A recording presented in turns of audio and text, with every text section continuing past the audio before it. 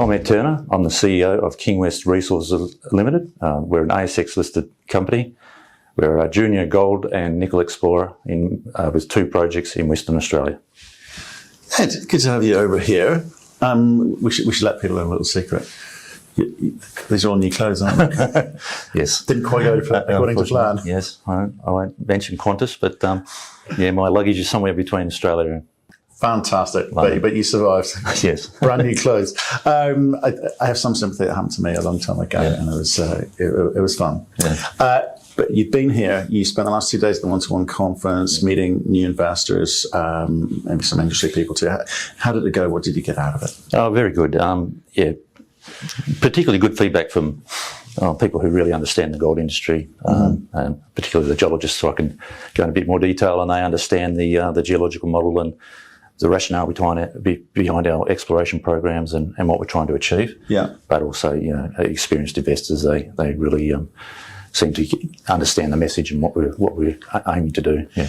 Aussie juniors have had a good time of it. So Aussie gold juniors, especially in Australia, exchange rates helped a lot. But you're coming over here to Europe, and what do you say to the shareholders? It's money well spent because we've introduced ourselves to a new audience who may invest into the ASX exchange. Has that happened? Yeah, we haven't had too many investors from this part of the world so far. It's mostly been Australia and Southeast Asia. Right. But we still consider that we're very undervalued for the assets that we do have and the potential upside for our projects as we explore and continue to find gold and potentially nickel. Okay. So we think there's a lot of upside and we'd like to get expose ourselves to a larger investor base. Fresh blood. Yes. Absolutely. Yeah. Good. Okay, well, let's talk about you. Give me a bit about your background, first of all. Sure. I'm a geologist by profession. I've had 34 years in the industry, base metals, gold, in Australia, Romania, Ukraine, Brazil, various countries in Africa, mostly in Western Australia.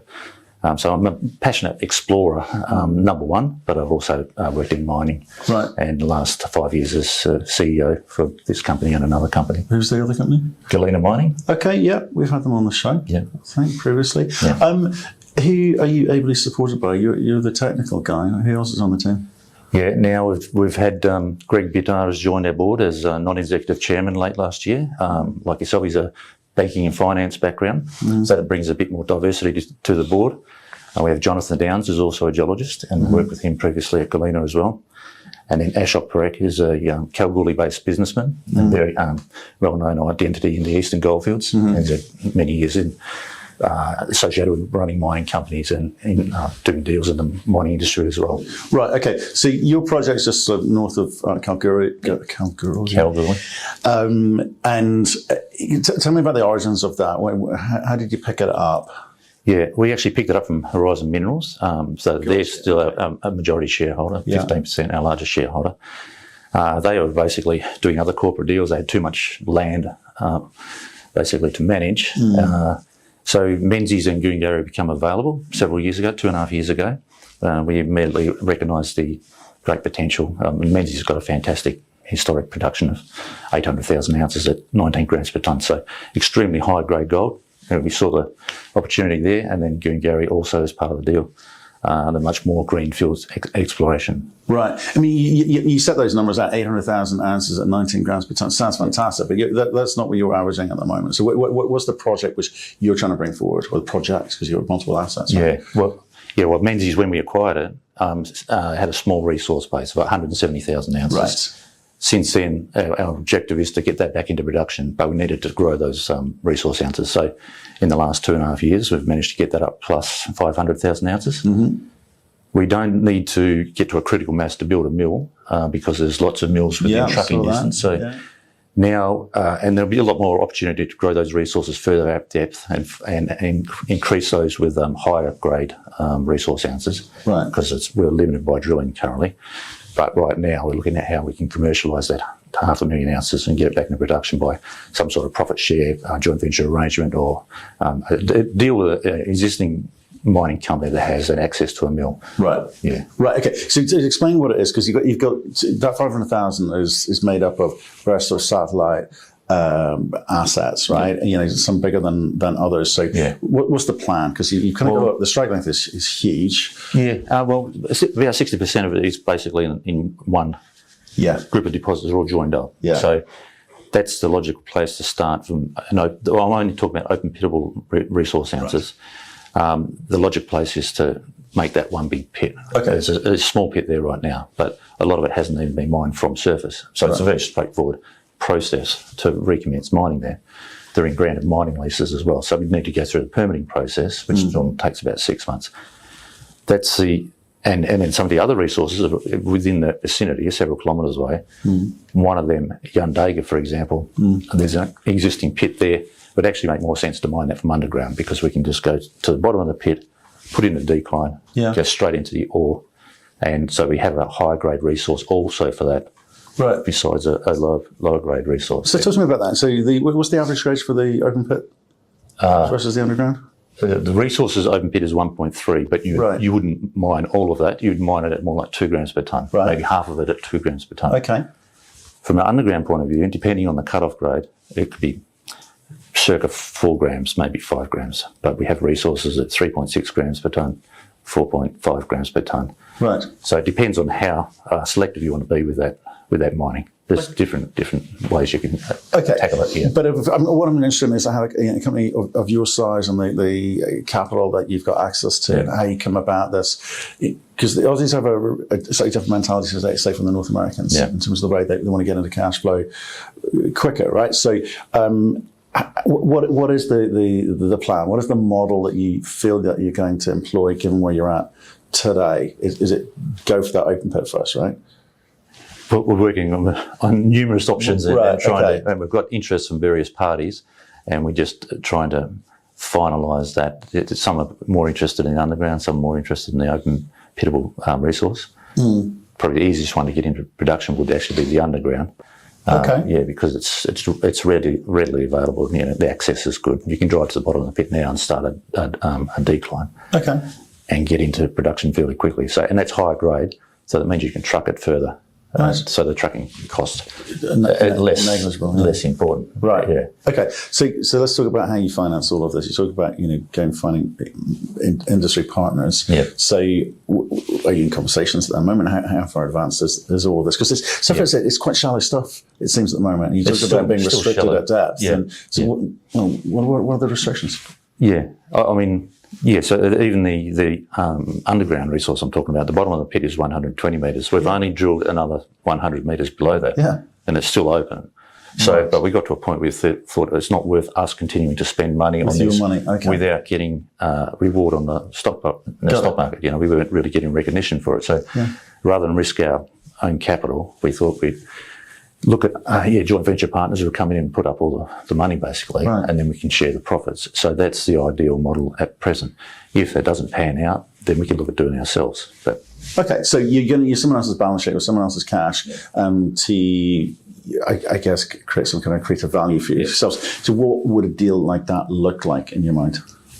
It'd be, for the underground, it might be they put up all the capital and then we split profits, 60% for them, 40% for us. Right. If it's an open pit, it's be more like a 50-50 profit split. So what are you able to tell them, though, in terms of negotiations? Say, okay, here's what we know. Yeah. You're going to spend this amount of money to access this sort of grade, and currently resource looks like X. I mean, well, they have to do their own DD, and companies are doing their own DD. Okay. So but we provide all the information. We've got JORC resources and supporting information, some metallurgical information, for example, that proves that we're going to get 95% recovery. Okay. And we've done some environmental baseline surveys. There's no native title. It's granted mining leases. But they have to do their own DD and figure out what works for them. The different companies will want to mine in different ways, depending on what their internal sort of guidelines or hurdles are.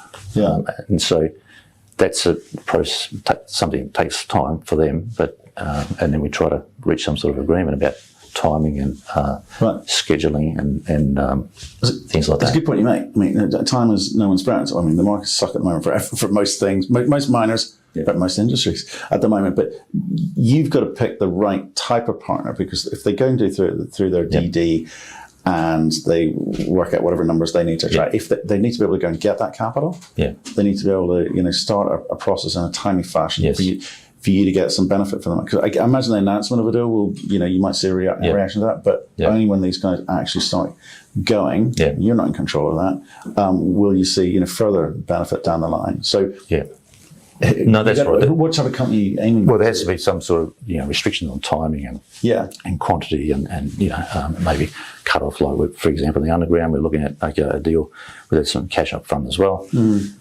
They must be in a production by a certain date, or there's penalties, and then they have a certain period of time or a certain number of ounces that caps their involvement, or we need to renegotiate the deal.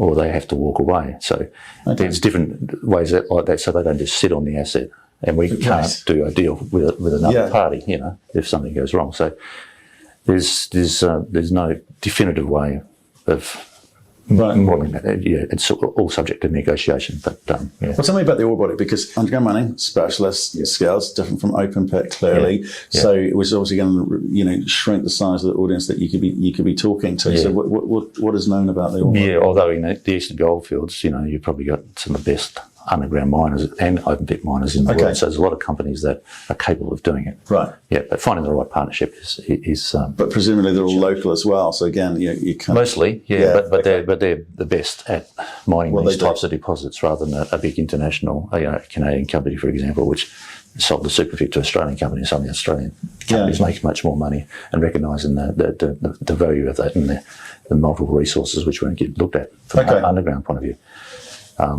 But so that Yundega, for example, that's very straightforward. It's basically like a train track. The ore body was just 2 to 4 metres wide. 400 to 500 metres long. You won't mine all of that. You can go into high grade and low grade.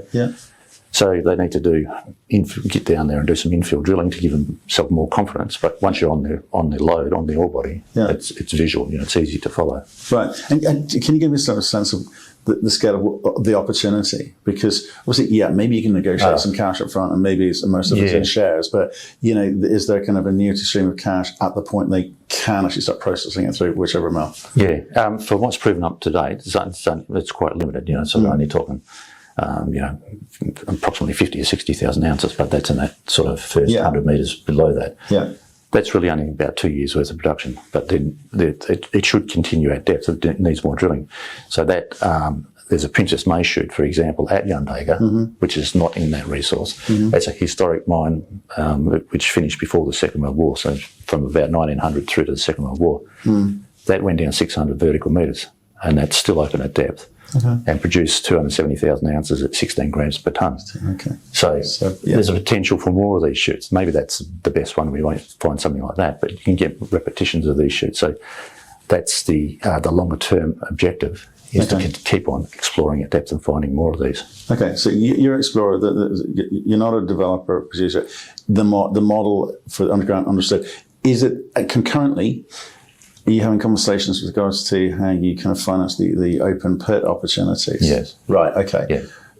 Different groups, presumably. Usually. And where is that with regards to timing? Sometimes there's overlap between the companies that do both.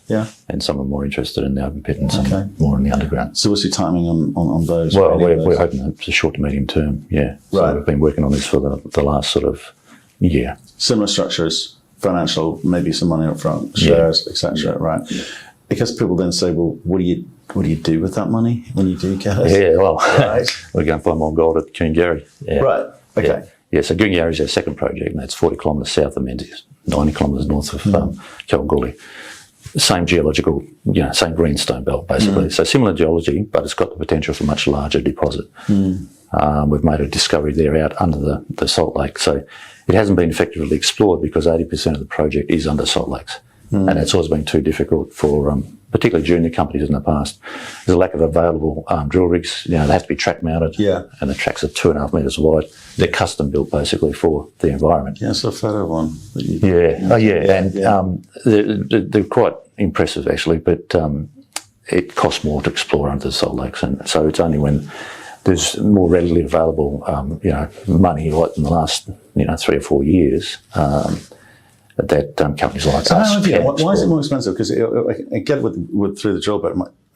What work's been done there in terms of LiDAR or mag surveys or however you've come It was basically mag surveys, and then you project the geological observations from. So you've got targets outside. It was conceptual targets. We've proven there's gold there, and we're actually at the diamond drilling stage now. But it was an interesting process to go through because our consultant geologist, who has been around since the certainly 70s, 80s, no, early 80s. Yeah. He worked around Kanowna Belle in the early days, and he recognised the similarities. So it was an analogue for Kanowna Belle, which is a 6.5 million ounce deposit. And it's over a fairly small footprint, it's like 500 metres by 300 metres. So the lithostructural setting, he recognised under the lakes when we interpreted the magnetics and could see all these faults which are similar to at Kanowna Belle, and the host rock being this conglomerate unit, which we could see on the magnetics. And he said, I think this is really good. So we went out there, and you can't systematically do like geochemical soil samples like you can on land, which is just the first pass to see if there's any gold there at all. But we did go out and dig some pits.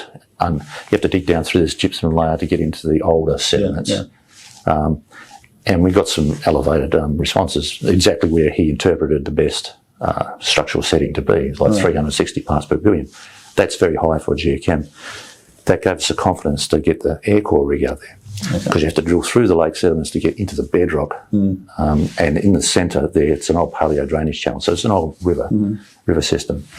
And that's like 80 metres deep in the middle of the lake. So we had to go through these lake clays, through these sands, and these quartz gravels. Imagine this old tropical river system full of sands and boulders and things like that. And got into the bedrock, and we actually got gold. We've proven we've got gold over 2 kilometre strike length and 1 kilometre across strike. So that's a big system. And getting sniffs of gold all over the place, transported alluvial gold and in bedrock. Now we've just started the diamond drilling program because we really need to drill deeper into that bedrock and find the primary source, figure out the orientation of the mineralised veins and the structures. So that's just commenced. And is this 4,000 metre drill program that you're? Yeah. Right. Okay. And how much money is that? Is it cheap, really? The whole program's $1.2 million. Yeah. Okay. And so how are you for money? Obviously, you've got that 4,000 metre program lined up. That's funded, right? That's right. And like that finishes when? And when do we sort of say? Hopefully by the end of July we'll finish that. We will continue on it. If we get some good results, we can keep drilling. Okay. But we have to look at refreshing the tin after that. Yeah, absolutely. And absolutely. So and how long would a program like this last in terms of like developing that asset out to a stage where you presumably try and bring someone else in? That seems to be that could be quite a way down the track to actually prove up the resources. Once we figure out the primary controls on the mineralisation, then we can drill it, we pattern drill it. But we've got various targets over that 2 kilometres by 1 kilometre. And we do know there's bedrock mineralisation in 3 different host rocks already. Okay. But the main one is the conglomerate in the centre. Yeah. So we need to effectively test that, and then test where we've got dolerite hosted mineralisation, and then there's a felsic schist and another part of it. Yeah. So there'll be multiple mineralised zones. Yeah. It's the challenge is to efficiently track down the gold in the bedrock. Right.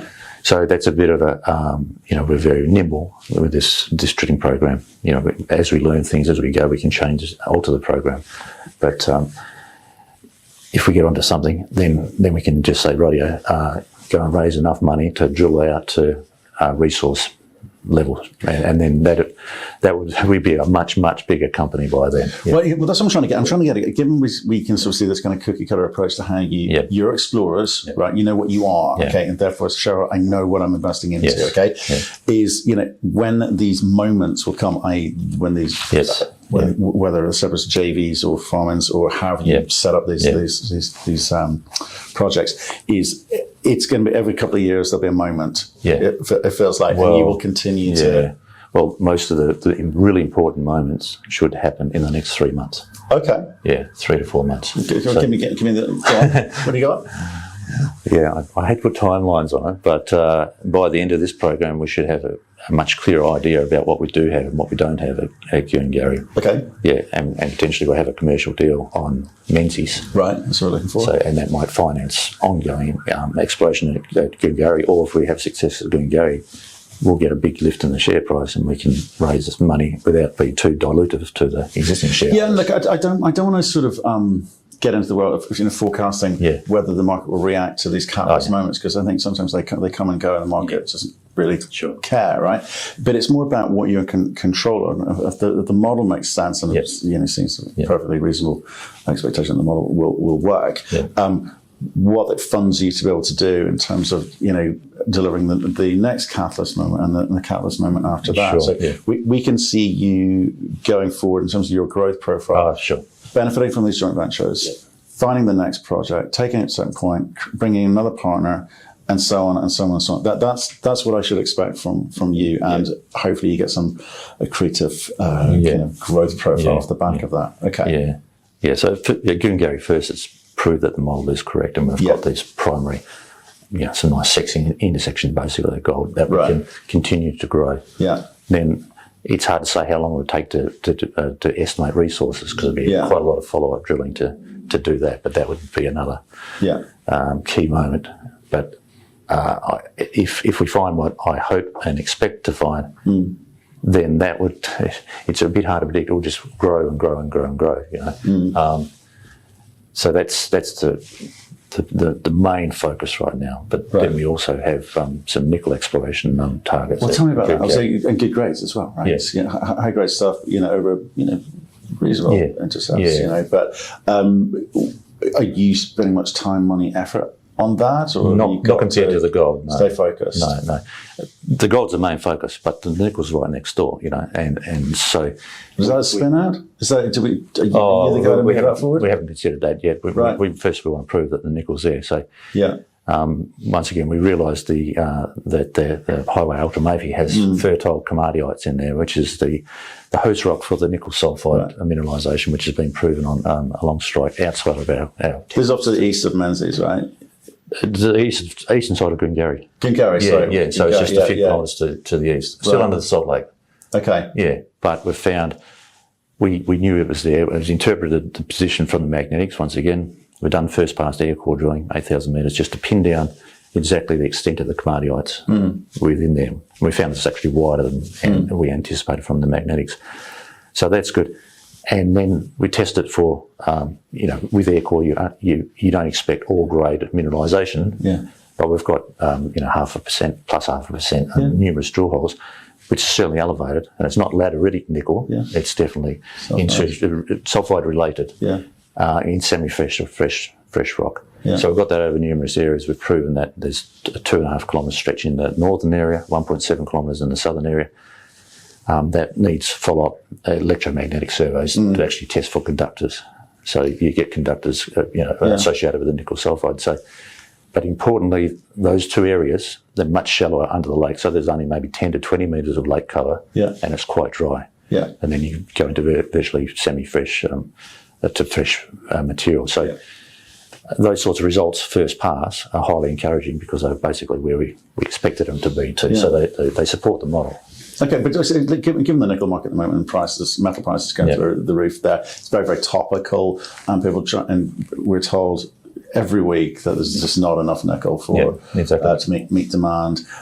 How much more work, and given you say it's not focused for you, how much more work do you think you need to do on that? How much more money do you need to spend on that to be able to say to a group, here's something, let's cookie cutter approach, give me some money? Well, electromagnetic survey may be about approximately $200,000, and it would take a month or two. Right. Is that attractive to someone else? Would they step in off the back of that? Use their balance sheet, use their cash? I'm not sure. I wouldn't want them to. No. Okay. Then we'd follow up with drilling and try to pin down the nickel sulfide. So you want to control it for now? Absolutely, for the exploration, until you get to the development stage. Okay. Nickel demand's not going anywhere soon. No, exactly. So hang on. Okay, well, it's fair enough. And we did get some gold hits out there as well, so that needs follow-up. Okay. Interesting. Okay. So you're going to have to fill up the coffers at some point pre end of the year, probs. Yeah. Oh, yeah, after July, I think. After July. Yeah, something like that, To kind of keep this thing going. Market's a bit tricky at the moment. So how do you get that balance? Because, well, no one's got a sense of when that's going to turn or anything, but you've got to watch the speed at which you spend capital. Yes, exactly, and then react to the market. Because you don't want to be raising money at these prices, do you? No, ideally not, no. We consider these continually. We're always watching this and considering our options. There's lots of different ways you understand you can raise money. Are you big in this company? I mean, you hold shares. Have you plowed a lot of your own personal wealth into this? Not a huge amount, but as much as I can afford, yes. Right. That's a percentage. That's the important thing, right? No, everyone involved, including our geological team and our junior geologists that bought shares and our consultants and the board of directors. How much does management hold as a percentage? It's approximately 5%. It's not as much as it would be if we listed the company, but we took over this shell 2.5 years ago. So I didn't get on the ground floor, so to speak. Right. Okay, fine. And there's predominantly Aussie retail story, is it? Mostly, yeah. Right. And does that, what's it take to kind of get the institutions in Australia moving? Because obviously there's so many gold stories out there, there's a lot of choice. Yeah. Is that important to you? Not necessarily, no. But we do want some bigger, longer-term investors, certainly, and not totally relying on the retail. Yeah. So that's part of the reason we come to London. Yeah. Right. Okay. Well, I wish you well. And where are you off to next? You're off somewhere. Trying to take a holiday for a week. Take a holiday for a week. Well, holiday. Yeah. Back in Oz, hopefully with a new set of clothes. Yes, I hope so. Good luck with that. You're going off hiking, so holding your kit required for that as well. Good luck with that one. Thank you. I have some sympathy. But thanks for your time today. Interesting story. I'm always intrigued by these models about how you stay agile and react to opportunities ahead of you. We wish you well. Thank you.